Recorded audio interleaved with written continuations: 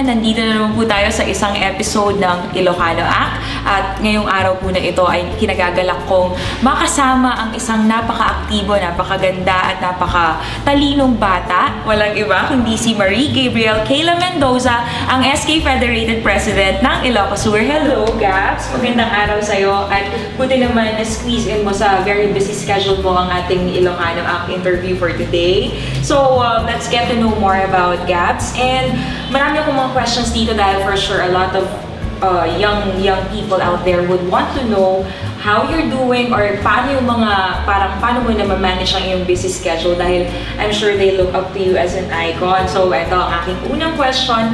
Anong mga latest and upcoming projects ng SK? Nagsi-start na po ating youth center na kaharap ng UNT na actually ate, ang gusto ko dati is ready na siya for the school year. Pero ang nangyari po kasi sa akin, parang na-overwhelm ako ate na meron pa akong ginagawa. May pattern na parang yung SK night, tapos may palaro na pala. So parang hindi ko masyadong naayos. Kaya at least yan alam ko na i-plan yung Yeah. And sa July 15 ate, pupunta kami sa Suyo, lahat ng SK presidents, tapos mag-seminar kami on sa environment yung climate change, just mag-tree planting. Ayun. So talagang busy-busy ka rin, no? Talagang marami kang mga activities na gustong gawin for the SK. So paano ka pala napasok sa politika and how was the process? Well, actually, hindi ko rin siya in-expect ate. Kasi before, parang sinasabi nila sa akin na mag-SK chairman ako. Tapos ako naman dati, never ko naman talaga siyang sineryoso na, oo, mag-SK ako. Never po talaga siyang napag-usapan. Tapos nung dumating po siya, parang dire-diretso na atin na parang pati ako parang nagugulat na sa mga nangyayari. Pero ina-enjoy mo naman? Oo, sobra. Oo. Okay. So were you still studying? Nag-aaral ka pa, diba? Anong course ang kinukuha mo? HRM. HRM. So ina-enjoy mo naman ang pag-aaral and at the same time, nag-balance ka rin between parang hindi ka ba napapressure or wala ka bang parang nararamdaman na medyo nahihirapan na ako dahil kailangan ko rin bumiyahe? Wala bang mga ganung bagay? Actually, ate, mahirap. Sobrang hirap siya. Pero, yun nga, parang, basta you do something kasi, kung ako ate, whenever I do something, I do it with my whole heart. Yeah. If kailangan talaga gawin, kailangan sacrifice. Yes, talagang kailangan, di ba? How do you manage your time from being a student to an SK Federated President? Kasi alam ko medyo mahirap talaga yun na balansehin ang dalawang trabaho at a time. Actually, ate, I dropped subject. Monday and Tuesdays po. Wala po akong pasok. Ayun. So, okay lang ba sa'yo na nakapag-drop ka ng mga subjects? Well, ate, parang, syempre mahirap kasi kailangan mo kunin yun next year. Pero, or next sem ate. Pero, yun nga ate, syempre sacrifice. Sacrifice nga naman talaga. So, ikaw bilang isang SK Federated President, so, sino naman ang mga mentors mo? Yes po. My mom. Your mom. More than anyone po. Siya po talaga yung, sabi ko nga po, kung hindi po si mom yung mom ko, siguro parang ngayon hindi ko na alam kung ano yung ginagawa ko. Si Tita Eva po. So talagang supportive din sila at talagang tinuturo nila sa'yo lahat. Ayun. Okay, so what's the best advice given to you with regards to being an SK Federated President? Yung sabi nga po ni Governor Chavit, nung nagpaalam po ako sa kanya na tatakbo ko, sabi niya na people first before yourself. And yun naman rin po yung tumatak sa isip ko. Talagang, nandun yung spirit ng service, Yes. What's one perennial issue that almost all of our youth face and what actions have you done? So, ano yung nakikita mo na parang problema na kinakaharap ng mga kabataan natin ngayon? Actually, yung alarming talaga ngayon ate is yung out-of-school youth na parami na ng parami. Ang goal po talaga ng SK Federation Ilocos Sur is sana mabalik sila sa mainstream. Pero it's not easy ate, may process. So gagawin po namin siya konti-konti. Kasi parang ngayon po, ang ginagawa po namin, kinukuha po muna namin yung list per barangay po. Tapos saka po kami mag-iisip na, communicate po kami with TESDA. Para So talagang grabe, no? Kahit na napakahirap, kailangan mong gawin. Yes. Buti, good thing, yung mga, yung mga kabataan din under you is nakikipag-participate din. So, they're all very active. and supportive din. Ayan.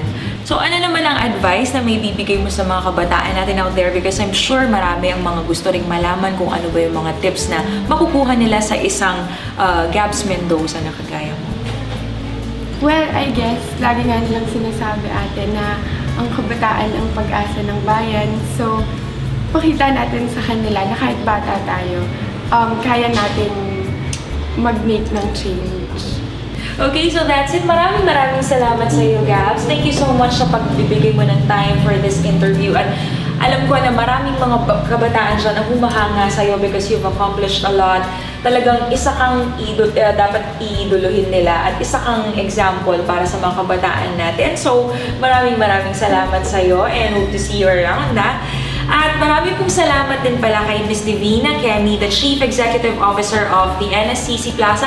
Ma'am, maraming salamat po for inviting us dito sa iyong napakagandang NSCC Plaza. And NSCC Plaza is located at Don Alejandro Quirolico, Kawayan, Ilocos Sur with the contact number 722-3281 or 3424. Huwag po kayong aalis, magbabalik po ulit ang Breakout Talks.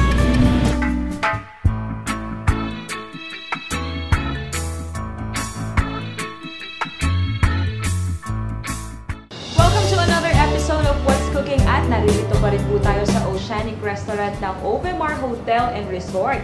At ngayon, panibagong dish na naman ang aming ipapatikim sa inyo. Siyempre, kasama pa rin natin si Chef Alex at ang kanyang assistant na si Jansen. So, Chef, ano po bang ating ipaprepare ngayong episode na to?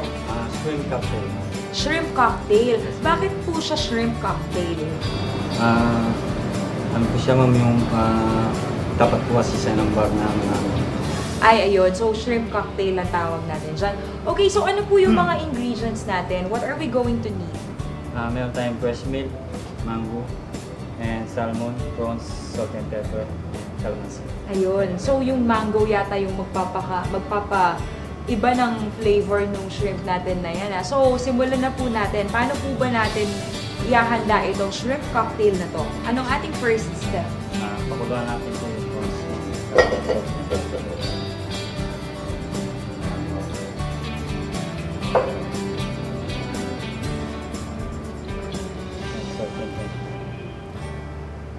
So, kailangan isang ano lang talaga, isang prawn lang talagang nakahanda dahil social. Ayan.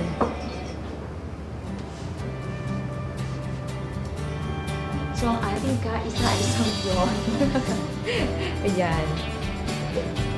Magkakano naman po itong dish na ito dito sa inyong restaurant? Bali, ano po, 300. 300 yung isang prawn na ganyan. Bali, umami dito siya. Okay, so pang-cocktail din kasi talaga siya. So, yun, yung isang pirasong prawn, 300 na talaga. Okay, so yun. Pero, pwede ninyo yung magawa sa bahay ninyo, di ba? Pwede ninyong ma-replicate yung dish by, syempre, copying how they did it. Pero syempre, I'm sure, bawat cook naman talaga merong kakaibang ginagawa sa bawat dish. Ginagawang special. Okay, so papakuluan sa tubig. And, bakit po natin kailangan gawin yan? Para hindi po siya kumapit yung mga ingredients natin. Ayun, okay. So, after that, marinate natin sa fresh milk. okay. So, fresh milk and calamansi. This one reminds me of yung ginagawa ko sa aking beauty routine na calamansi and milk. Magandang combination. Ayan. So, yung salmon nasa, na-dip na siya dun sa milk with calamansi. So, lagyan po natin yung mango. Ano po yan? Yan po yung, anong flavor po yan? Okay. That's the classic sweet white wine. Okay, so eto na yung ating finished product for the wine with the mango.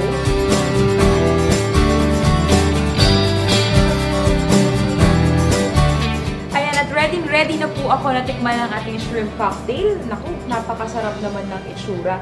Hindi ko alam kung alin ang uunahin ko, pero ito na ang aking unang natusok na pagkain. Kaya ito na, ididip ko dito sa mangga natin with the wine. Kaya lasa, curious ako. Pati yung milk plus calamansi na dating ginagawa lang ng beauty.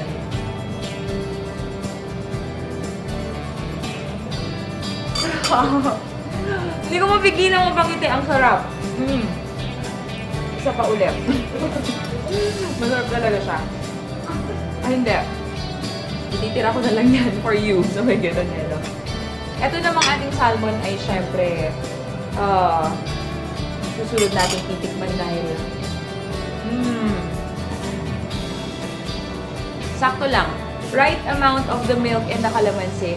Pero ito ang pinaka the best for me kasi yung mangga, mahilig kasi ako sa maasim. So, para sa akin, talagang panalo siya because yung mangga, nagbigay ng sweetness and at the same time, medyo konting-konting kiliti ng pagkaasim lang naman.